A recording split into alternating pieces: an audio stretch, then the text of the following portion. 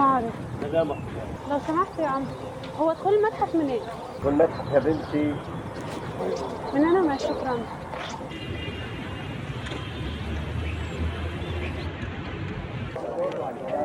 Excuse me.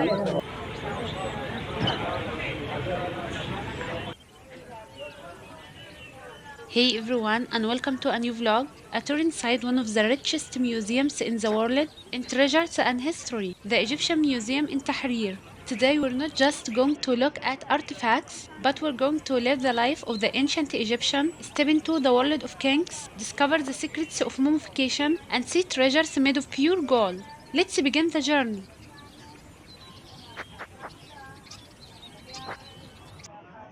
صور الفيديو عادي ولا صور عادي؟ لك صوري فيديو، صوري صور عادي، اعملي اللي انت عايزاه، انت مصريه، دي بلدك، دي حاجتنا بتاعت مصر. مصر هنا صح؟ وانت مصريه زينا، اعملي اللي انت حاجتنا، اعملي اللي انت عايزاه، بس لو هتصوري صور من غير فلاش. ماشي.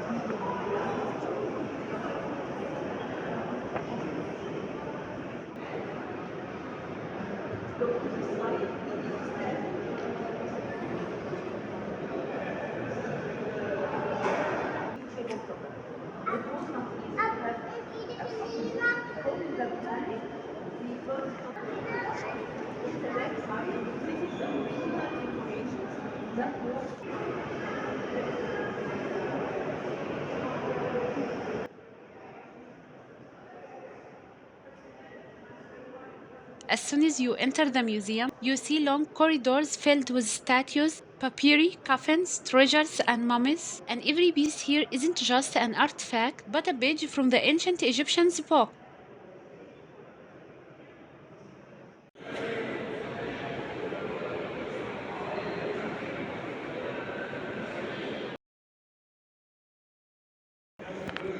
هو المتحف كله مدخل لبعضه؟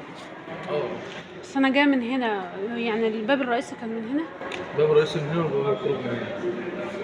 وبنطلع من فوق من هنا. اي سلم اي سلم من دول او دول او يعني هي دول داري دول. يعني. ماشي، شكرا.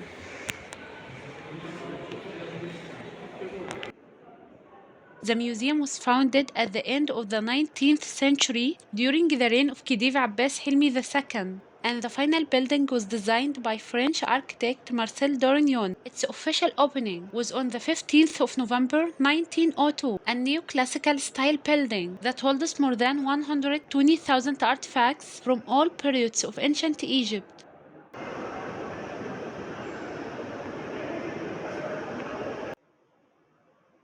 Here we have Ni'ankra, the supervisor of the royal palace doctors from the 5th dynasty, 2465-2323 BCE.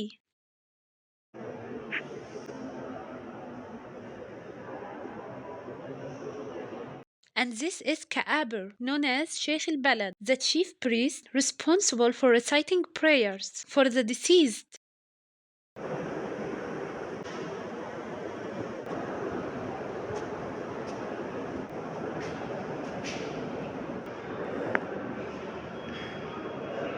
لو سمحتوا، مفيش مكان مخصص للصلاة هنا؟ جامع بس فين ورا، مش هتعرفوا توصلوا. يعني مفيش حاجة مغلقة يعني؟ مغلقة. انت لو عايزة تلحقي الصلاة يعني ما تفكري تقومي دخلتي بالساعات دي مش مصلية. أنا معايا مصلية، بس أنا عايزة مكان مغلق.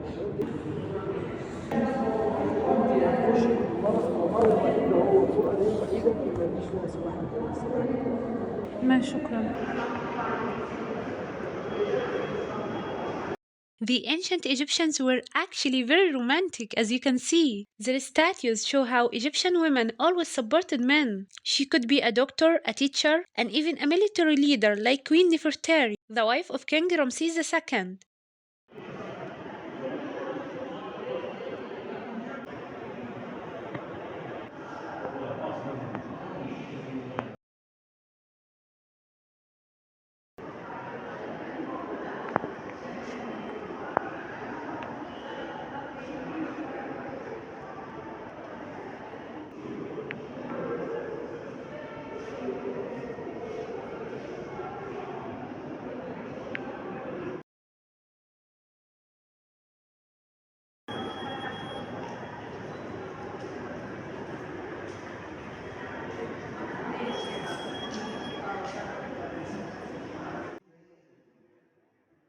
Now we come to the hall of the most controversial pharaoh, the pharaoh who changed religion and art in Egypt, Akhenaten. In the beginning, his name was Amenhotep IV before he changed it. His famous wife was Nefertiti. He lived in the 14th century BC and ruled Egypt for about 17 years. This king called for the worship of the single god Aton, and he was the first to apply a form of religious monotheism in history. He closed the temples of the multiple gods like Ammon, moved the capital to a new city. He named Akhenaten, and changed Egyptian art completely, making it more realistic and human without strict rules. This hall makes you feel how Egypt had kings whose ideas were way ahead of their time. After his death, the kings who came after him restored the worship of the old gods and tried to erase him from history like King Tutankhamun.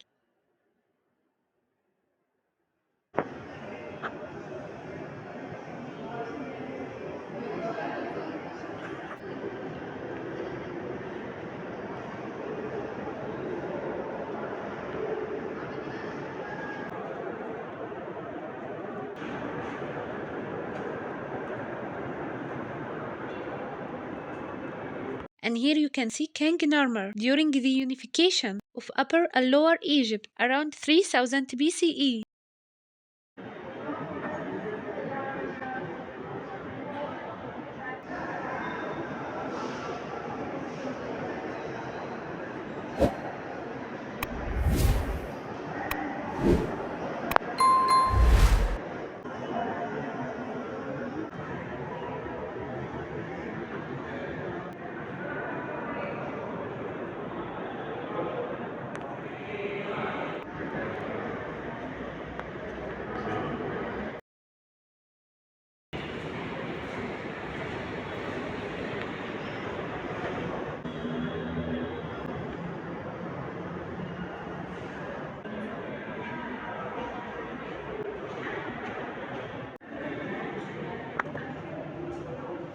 The first thing we see is the corridor of Yuya and Thuya.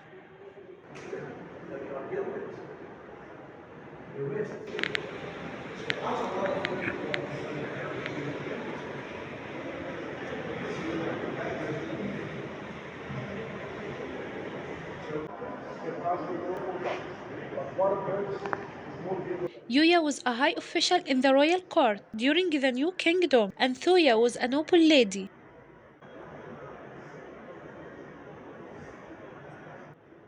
They weren't kings, but their status was almost royal because their daughter Taye married King Amenhotep III, making them of the grandparents Akhenaten and the generation of King Tutankhamun.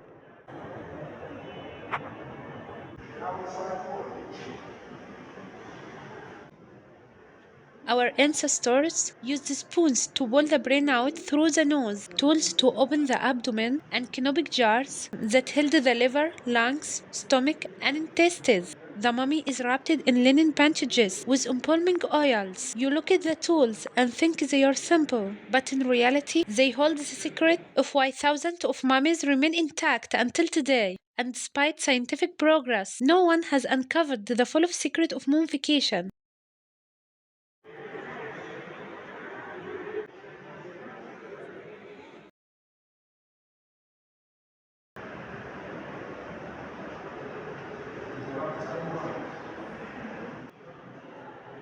Here in front of us are their gilded wooden coffins, funerary masks, jewelry boxes, chariots, and all their belongings. They were very detail oriented. The carvings and the beautifully painted eyes show real craftsmanship.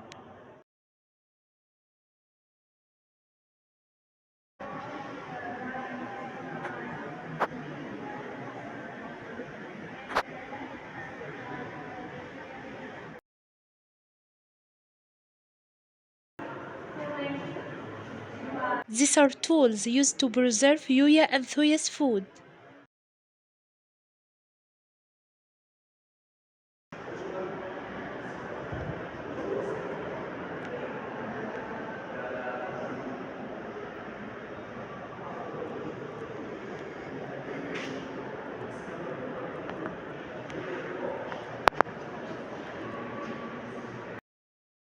This is the section of daily life of the ordinary ancient Egyptian, far from kings.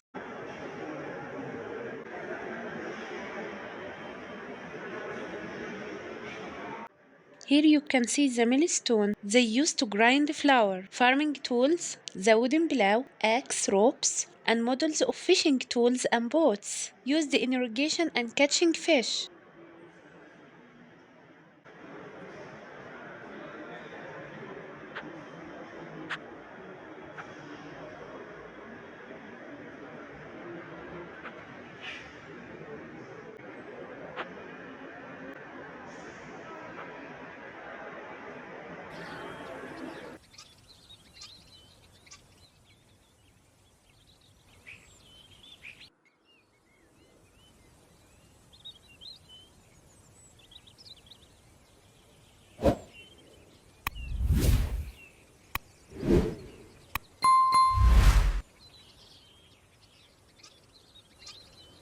These are spinning and weaving tools.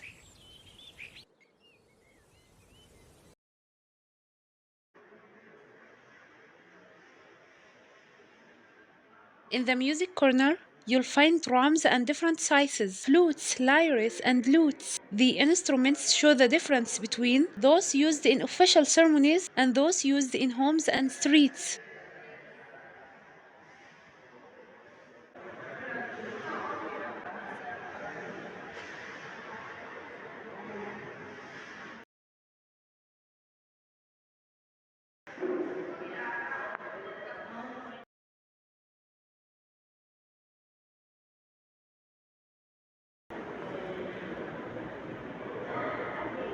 Then you move to the beauty corner. Cover mirrors, simple fans made of feathers or fabric. Here are the tools of grinding makeup and cosmetic spoons. They were very skilled at mixing and preparing perfumes, oils, and makeup. You can also see shaving tools, fine cover razors, and grooming items. The personal care routines people follow today were born right here thousands of years ago.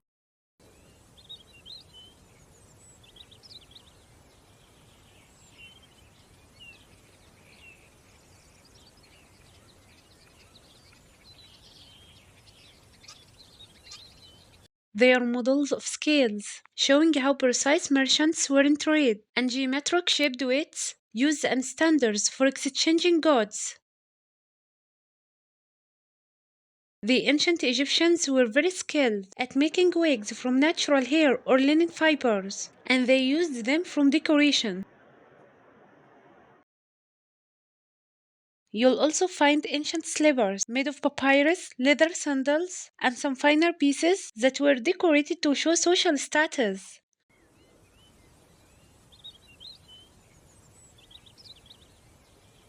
These people were incredibly sophisticated. They had cleanliness, taste, art, and a whole life full of beautiful details.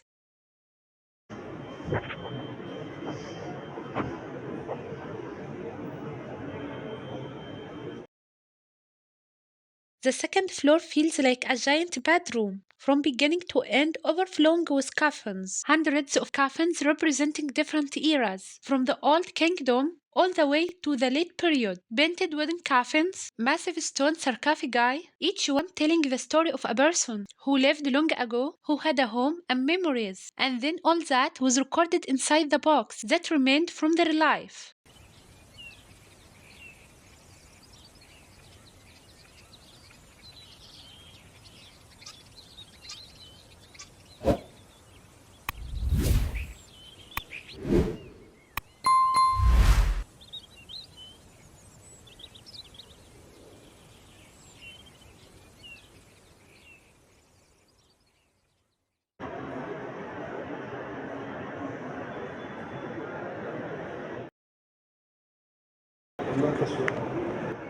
ايه؟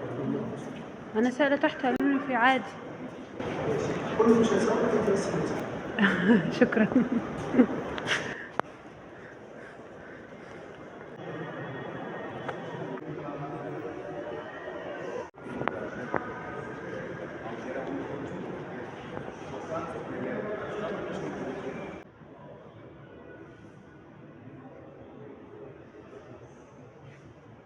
Sosen's the First was a powerful king from the 21st dynasty. He ruled from the city of Tanis around 1047-1001 BC. He's considered one of the richest ancient Egyptian kings after Tutankhamun because his tomb was discovered almost completely intact in 1940 and wasn't looted. I'm sorry.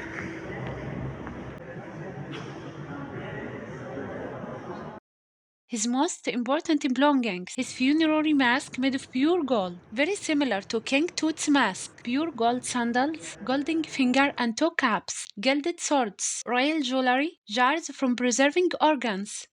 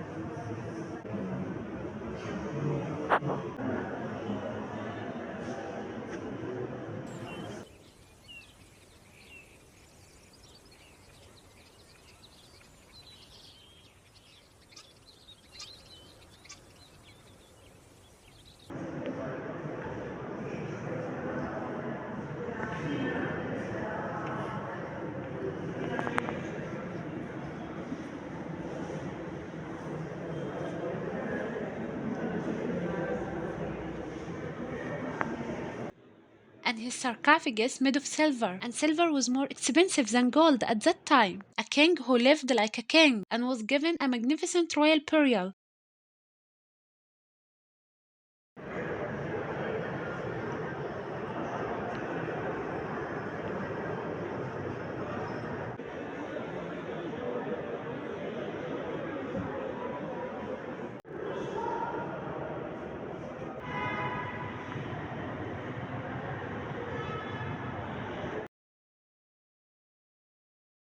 This hall contains the treasures of the kings who ruled the Delta during dynasties 21 and 22, the most famous being Susan I. The hall itself is a treasure full of extremely rare golden pieces, crowns, jewelry, amulets, all crafted with such precision that you can't help but stand amazed. The kings back then lived in a world of absolute luxury.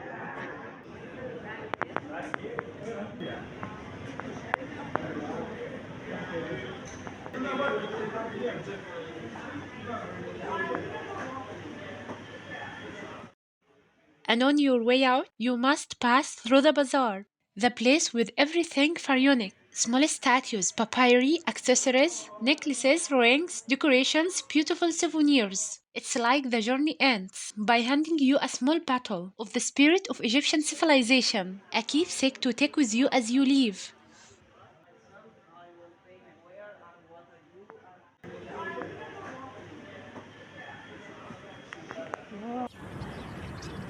And with that, our journey through the Egyptian Museum comes to an end. Thank you for walking with me through the whole tour. Stay tuned for a new journey from the heart of Egypt. Salam!